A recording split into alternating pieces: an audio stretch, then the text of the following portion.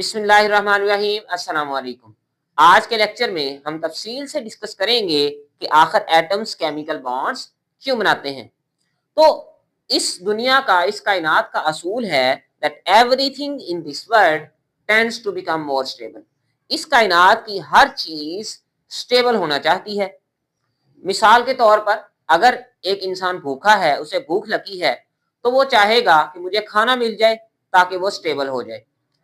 इसी तरह ही अगर कोई गरीब आदमी है तो वो चाहेगा कि मेरे पास बैंक बैलेंस आ जाए, गाड़ी आ जाए, पैसा आ जाए ताकि मैं स्टेबल हो जाऊं। तो हर चीज के लिए स्टेबिलिटी का क्राइटेरिया मुख्तलिफ है। एटम्स के लिए भी स्टेबिलिटी का क्राइटेरिया मुख्तलिफ है। Atoms try to lower their energy. Atom जो हैं स्टेबल होने के लिए, स्टेबिलिटी हासिल करने के लिए अपनी एनर्जी को डिक्रीज करने की, कम करने की कोशिश करते हैं। अब एटम्स जो हैं अपनी एनर्जी डिक्रीज कैसे करते हैं? They combine with other atoms. दूसरे एटम्स के साथ वो कंबाइन होते हैं, केमिकल बॉन्ड्स बनाते हैं। तो केमिकल बॉन्ड क्या होता है ये हम तफसील से अगले लेक्चर में भी डिस्कस करेंगे। मैं आपको सिंपल वर्ड्स में सिर्फ बता दूं कि जब भी दो एटम्स एक दूसरे के करीब आते हैं तो उनके दरमियान एक फोर्स ऑफ अट्रैक्शन पैदा हो जाती है जो उन एटम्स को एक दूसरे के करीब रखती है। उसे हम कह देते हैं केमिकल बॉन्ड। तो तफसील से हम अगले लेक्चर में भी डिस्कस करेंगे। तो हम ये कह सकते हैं that atoms have tendency to decrease their energy. Atoms के पास काबिलियत है, टेंडेंसी है, एबिलिटी है कि वो अपनी एनर्जी डिक्रीज कर सकें, कम कर सकें। They can do this by combining with other atoms. तो वो क्या करते हैं कि वो दूसरे एटम्स के साथ कंबाइन होते हैं, केमिकल बॉन्ड्स बनाते हैं ताकि उनकी एनर्जी क्या हो जाए?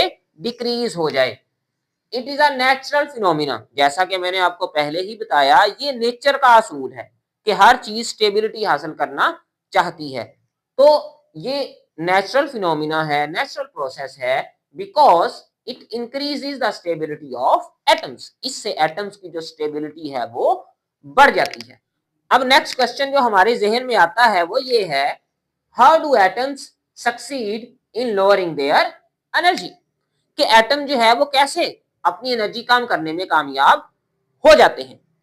तो अ लॉन्ग टाइम अगो, बहुत लंबे अरसे से ही साइंटिस्ट ने या केमिस्ट ने इस पे सोचना शुरू किया, इस पे काम करना शुरू किया।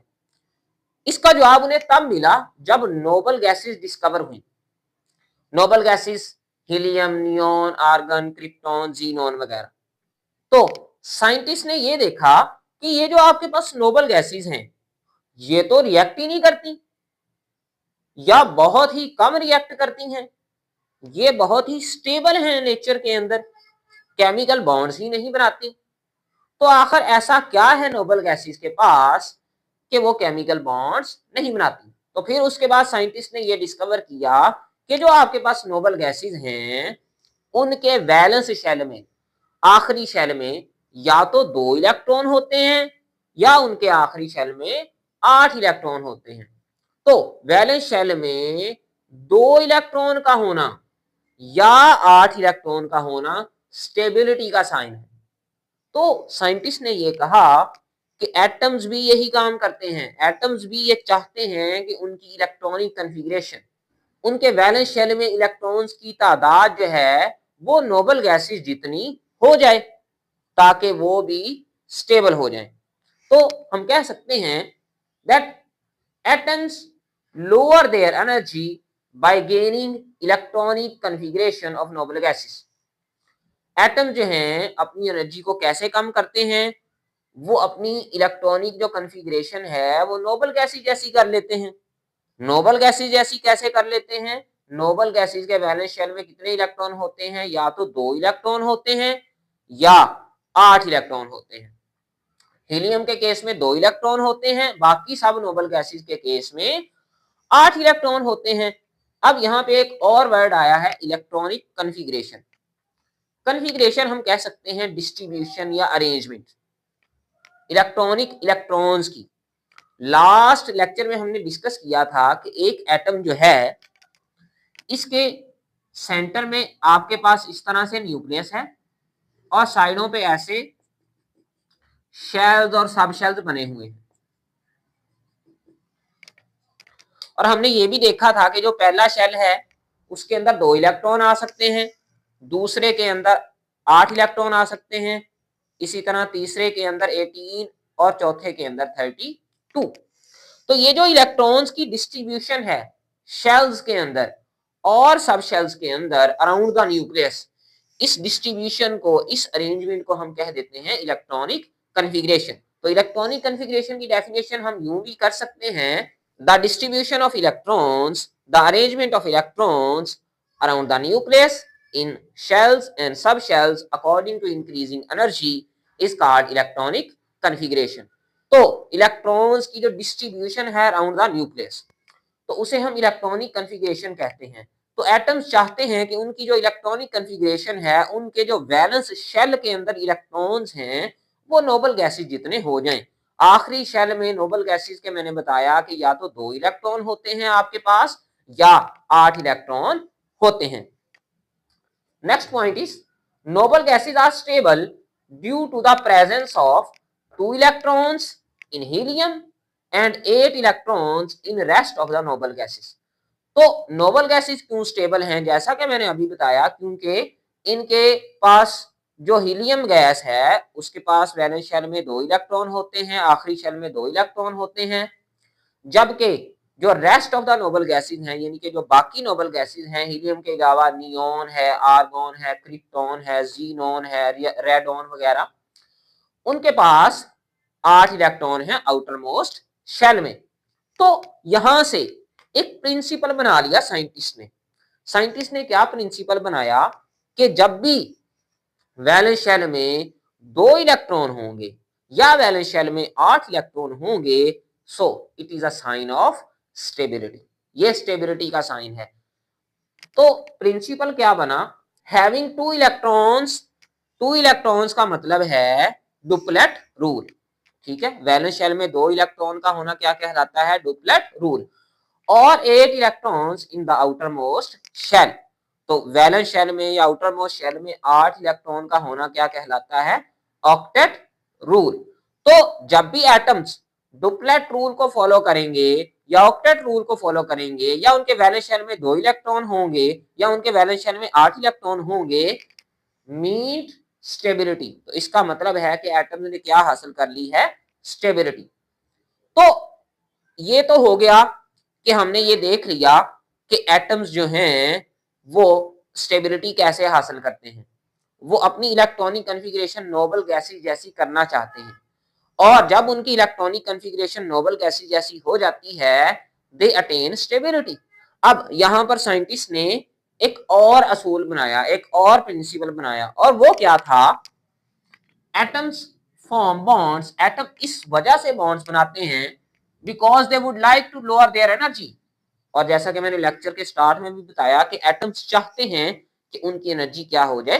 कम हो जाए। और एनर्जी कम करने के लिए वो क्या करते हैं? They form chemical bonds. वो केमिकल बॉन्ड्स बनाते हैं।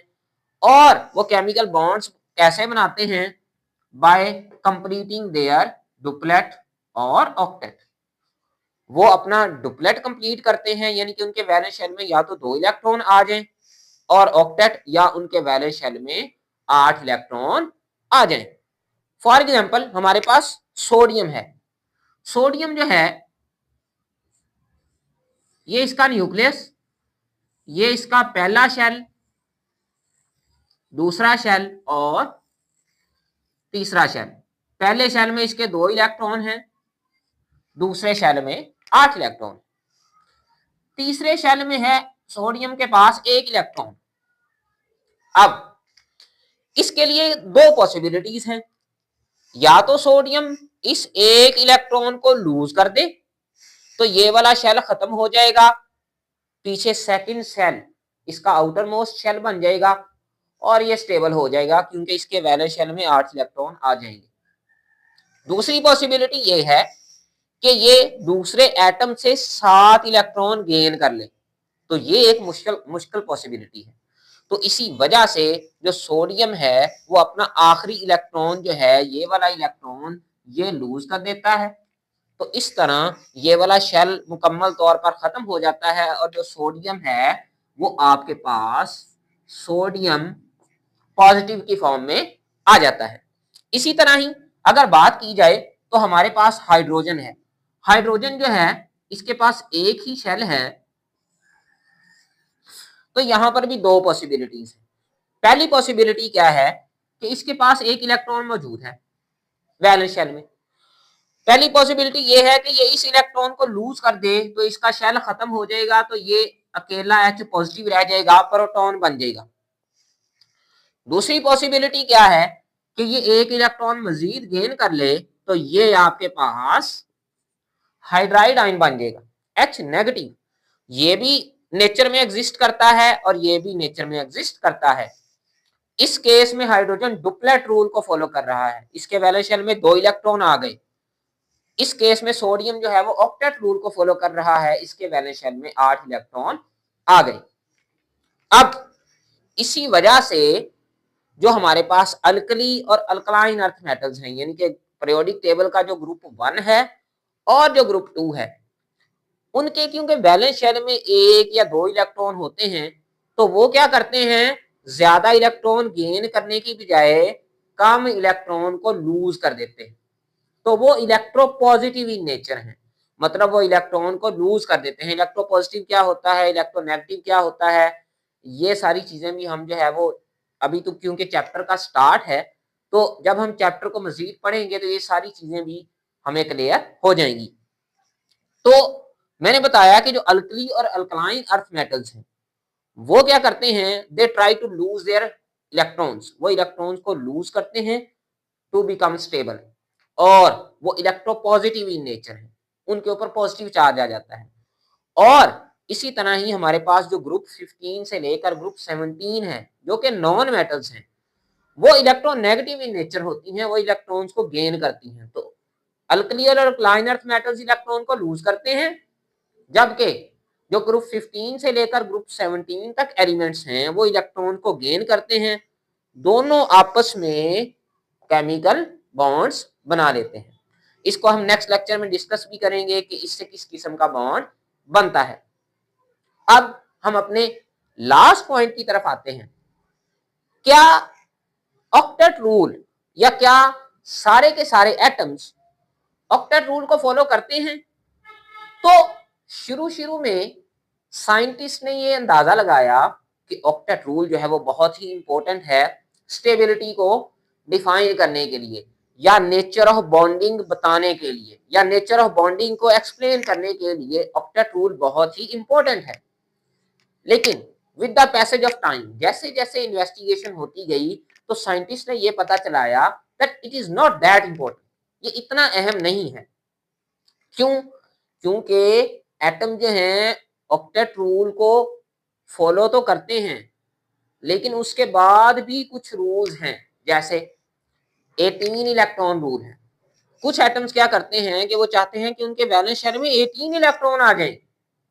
अब देखें, हम तो 8 पढ़ रहे हैं, लेकिन 18 इलेक्ट्रॉन रूल भी है। इसी तरह कुछ कंपाउंड्स ऐसे हैं जो ऑक्टेट रूल को बिल्कुल भी फॉलो नहीं करते।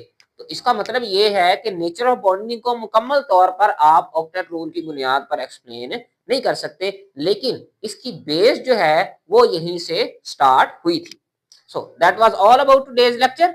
अगर आपको वीडियो पसंद आई तो चैनल को सब्सक्राइब और वीडियो को लाइक जरूर कीजिएगा। For today, thank you very much.